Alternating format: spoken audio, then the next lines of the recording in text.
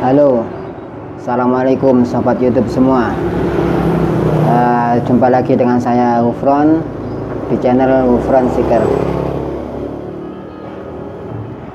Di video kali ini saya mau berbagi proses atau cara pemasangan dekal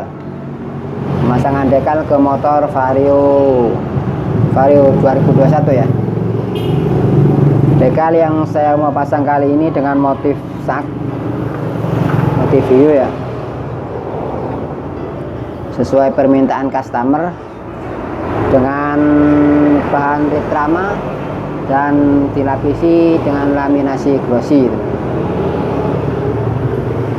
Tapi seperti biasanya ya, sebelum proses pemasangannya kita mulai, saya selalu mengingatkan buat teman-teman yang baru saja mampir di channel Ghufron Sticker ini, buat teman-teman yang belum subscribe, silahkan subscribe dulu dan tekan tombol loncengnya agar teman-teman bisa menerima notifikasi dari video-video saya yang akan datang.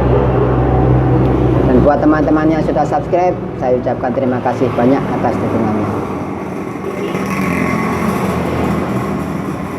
Oke, bagaimana proses atau cara pemasangan dekal ke motor Vario ini?